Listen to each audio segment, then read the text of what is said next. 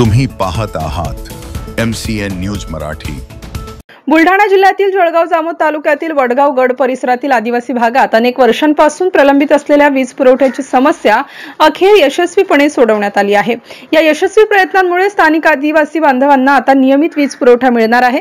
याबद्दल वडगाव गड सरपंचपती रमेश पाटील यांनी महावितरण यांचे विशेष आभार मानले। या कामात जळगाव जामोद विधानसभा मतदारसंघाचे आमदार डॉक्टर संजय कुटे यांचे विशेष सहकार्य लाभले। वडगाव गड जवळील आदिवासी वस्त्यांमध्ये वीज पुरवठा नसल्याने स्थानिकांना अनेक अडचणींचा सामना करावा लागत होता। रात्रीच्या वेळी अंधार, मुलांच्या शिक्षणात अडथळे आणि दैनंदिन गरजांसाठी येणाऱ्या समस्यांमुळे ग्रामस्थ हवालदिल झाले होते। या समस्येचे निराकरण करण्यासाठी सरपंचपती रमेश पाटील यांनी सातत्याने महावितरण कार्यालयाशी संपर्क साधून पाठपुरावा केला। महावितरणच्या प्रयत्नांमुळे या भागात वीज यंत्रणा उभारण्याचे काम पूर्ण झाले। त्यांच्या मेहनतीमुळे आणि तांत्रिक कौशल्यामुळे वीज खांब, तारा आणि ट्रान्सफॉर्मर यांची स्थापना यशस्वीपणे पूर्ण झाली।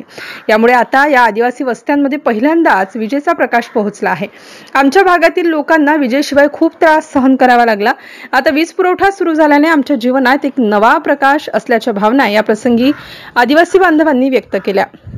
MCN न्यूज मराठी करिता ओम उन्हाळे, वडगाव गड। सुविधा पाहिजे, दुसरं काही नाही। नवीन सरपंच आलाय त्यापासून आमचं लाईनचं हे काम झालं। आता फक्त आम्हाला पाण्याची जरूरत आहे। रमेश पटेल सरपंच है आमच्या गावातला। तो हमारे को लेन की सोई लगा दी है, तो अभी पानी की सोई नहीं है। पानी की भी वो लगा देंगे। माणसं खेतम रहते, माणसं तकलीफ देगी, मानस लुक ये हमारा बहुत धन्यवाद कर दिया। पानी की सुविधा करना, सब लेन की सुविधा होगी। वायरमैन साहब ये हाथ जोड़ के हमारा काम कर डाला। अभी पानी की सुविधा और कर रहे, बहुत खुशी कर रहे हमारे लिए। आदिवासी ममद्या बुड्डा टापरी इथं खूप वर्षापासून लाईट नव्हती आणि त्यांची मागणी होती वारंवार की इथं लाईट देण्यात यावी, कारण इथं जंगली प्राणी वगैरे रात्रीच्या वेळी हिंसक प्राणी येत असतात। त्यामुळे तो मी विषय प्रकर्षाने हाती घेतला आणि MSCBशी संपर्क साधून यांना लाईट आणून दिली। 5 वर्षापासून घरकुलाचा विषय पेंडिंग होता, तो सुद्धा विषय हाती घेऊन इथे बऱ्याचशा आदिवासी बांधवांना घरकुलं मंजूर करून दिले।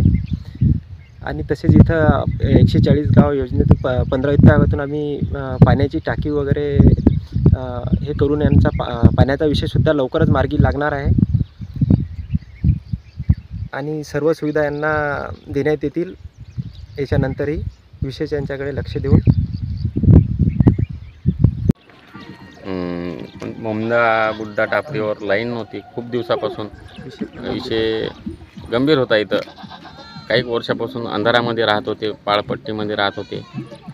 यांचे घरं वगैरे, ढोरं गिरं माणसं अशा अंधारामध्ये काढत होते दिवस। आता सरपंच व आम्ही MSCB वाले असं मार्गदर्शन केलं की बा यांना लाईट जरुरी आहे, त्यामुळे आम्ही यांना लाईट आणून दिली।